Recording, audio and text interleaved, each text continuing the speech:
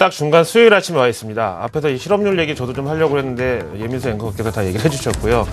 2.9%라고요. 제 주변에 유난히 좀 못난 사람들이 많은지 몰라도 제 주변에 체감 실업률은 한 10%가 넘는데, 어쨌든 우리나라 이런 뭐 지표 호전 소식에도 불구하고 오늘 외국인은 마음 먹고 한번 또 팔 것으로 각오를 좀 하시는 게 좋을 것 같네요. 로이터 통신 보시죠.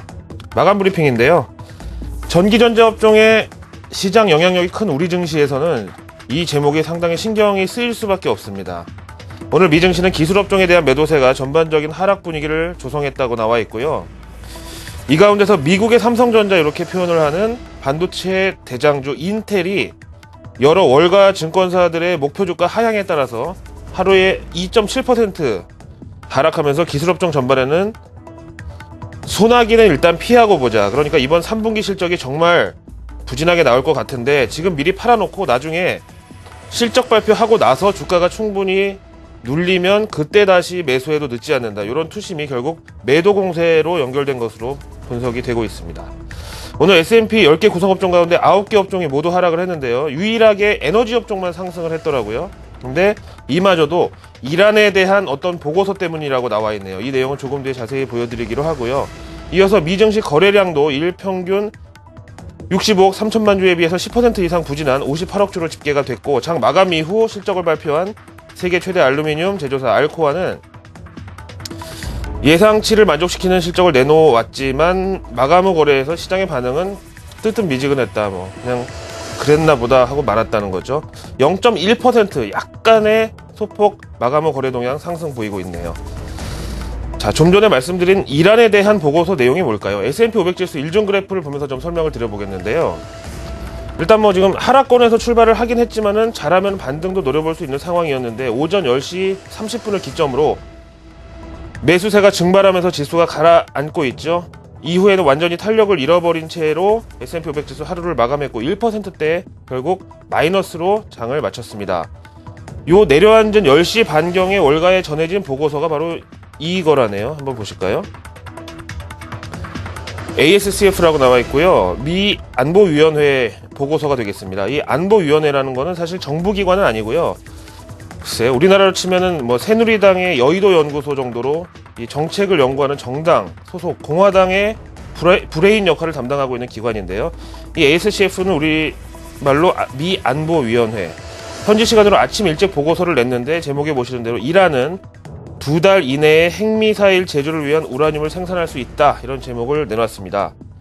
글쎄, 이거 뭐 중요하다면 중요하고 아니라면 또 아닐 수도 있는 내용인데 요거를 좀 생각해 보시자고요. 미국도 지금 마침 선거철이다 보니까 우리나라로 비유하면은 단골 테마죠. 북풍이나 뭐 무장공비 뭐 이런 이슈처럼 얼마든지 의미부여가 또 가능할 수도 있는 재료라는 거고요. 어쨌든 이 소식으로 인해서 국제유가는 3% 넘게 뛰었고 월가 트레이더들도 일단 주식 비중 축소라는 이 원론적인 대응을 했다고 나와 있고요.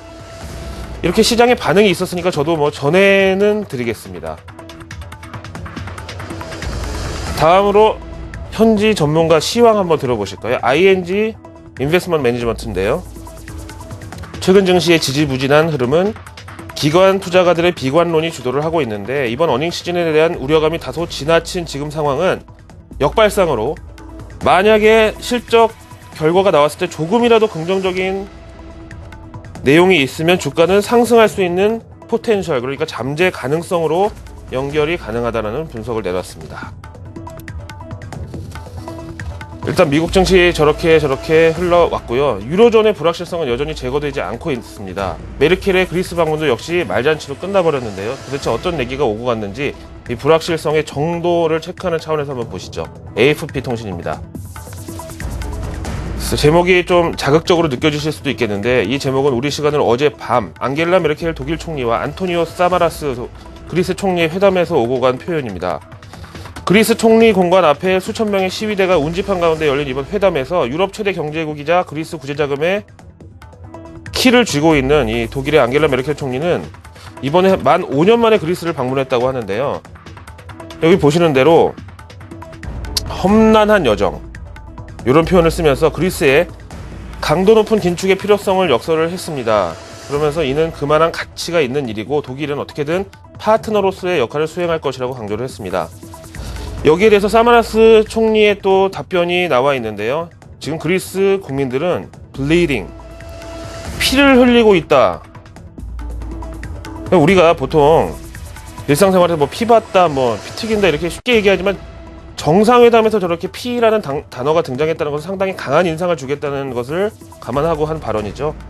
그래서 현재 그리스 정부가 추진 중인 긴축안은 향후 2년간 135억 유로 규모인데 이것이 의회를 통과해서 법적인 효력을 갖게 되는 동시에 그리스는 315억 유로의 구제 자금을 수령하게 된다고 합니다. 이 정도면 한 3배 남는 장사라고 해야 되나요? 아니면 이렇게 카드 돌려막기 식으로 이쪽에서 빚을 내서 저쪽에 빚을 갚는 식으로 버티는 게 의미가 없다라고 봐야 되나요? 아무튼 이렇게 그리스 협상이 빨리 타결이 돼야 지금 계산기를 두드리고 있는 스페인도 다시 협상 테이블에 앉을 수 있고요. 그런 차원에서 불확실성은 여전히 상존한다라고 보겠습니다. 마지막으로 MSCI 한국지수 보시죠. 오늘 같은 날은 안 보고 싶은데요. 개장 초 일단 갭 하락 출발이 예상되고 있는 상황인데 어제 외국인 매도세를 후 반영한 측면도 있고요. 장중한테 1,000억까지 순매도가 나왔었고 중국 경제 성장 둔화 우려라든지 동아시아 성장 전망 하향, 세계은행 이 보고서 여러 가지로 봤을 때 외국인들은요 사실 한국 증시에 대한 이 아주 면밀한 분석보다는 동아시아를 바스켓으로 묶어서 관리하는 이 포트폴리오 비중이 상당히 되거든요.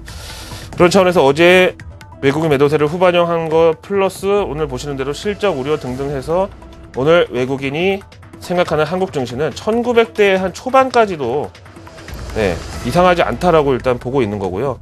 진짜 그렇게까지 지수가 내려앉지는 않겠지만은 일단 외국인 투심 오늘 현재 저렇게 보고 있다. 한번 맘먹고 또 비중을 줄일 수도 있다. 어제에 이어서 이렇게 연결을 해드리겠습니다. 수요일 아침 글로벌 마켓 나오였습니다.